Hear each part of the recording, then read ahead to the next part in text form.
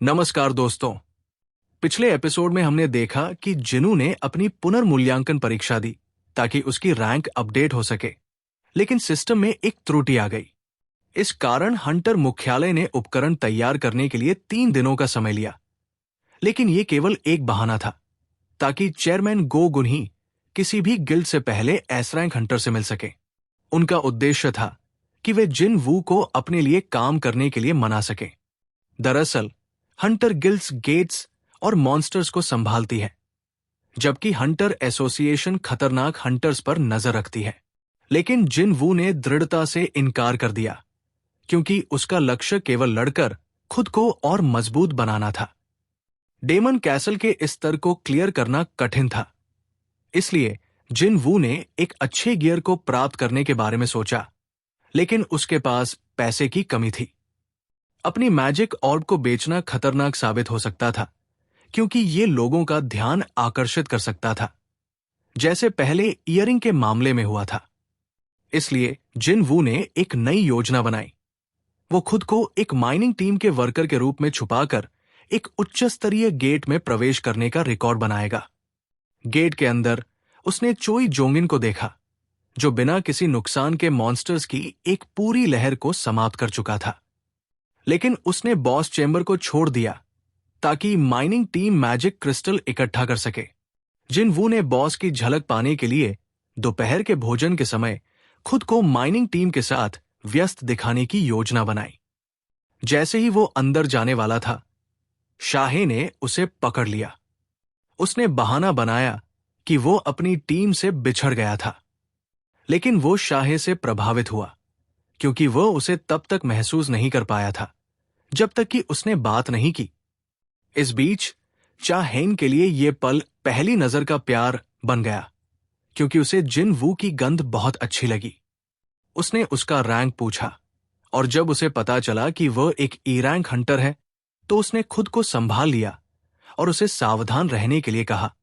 दूसरी तरफ mining team के अन्य सदस्य जलन महसूस कर रहे थे कि जिनू को इतनी करीब से चाहे से मिलने का मौका मिला, लेकिन उनके बॉस ने कहा कि वो हमेशा माइनिंग टीम की सुरक्षा के लिए आसपास रहती है। दिलचस्प बात यह थी कि चाहे की नाक बहुत संवेदनशील थी और उसे हंटर्स की बदबू सहन नहीं होती थी, लेकिन जिन वू की गंध उसे अच्छी लगी।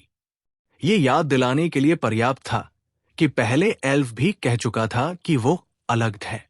काम खत्म होने के बाद माइनिंग टीम के बॉस ने जिन वू से कहा कि वो स्थायी रूप से टीम में शामिल हो जाए, क्योंकि वो स्वाभाविक रूप से इस काम में निपुण था। लेकिन जिन वू ने विनम्रता से मना कर दिया और कहा कि वो सिर्फ आज अतिरिक्त पैसे कमाने के लिए आया था। बॉस ने उससे कम अगले दिन के लिए आने को कहा, क्योंकि 2 रेड्स होने वाली थी और जिन वू की नई मूल्यांकन परीक्षा उसके बाद थी। रात में शाहे ने जिन वू की जानकारी प्राप्त करने की कोशिश की, लेकिन हंटर एसोसिएशन ने उसकी सभी फाइलों को सील कर रखा था। यह देखकर उसकी दिलचस्पी और भी बढ़ गई। अगली सुबह जिन वू फिर से काम के लिए पहुंचा, जहां उसके साथियों ने उसे गर्मजोशी से स्वागत किया। ये उसे अपने पुराने दिनों की याद दिलाने वाला था। लेकिन तभी एरैंक टीम का कैप्टन किहुन वहां आया और उसने पूछा कि क्या कोई उनके रेड में उपकरण ढोने में मदद कर सकता है। उनका मूल कैरियर नहीं आया था और वे एक नया ढूंढ रहे थे। कोई भी जोखिम लेने को तैयार नहीं था, लेकिन जिन वू ने सहमति जताई।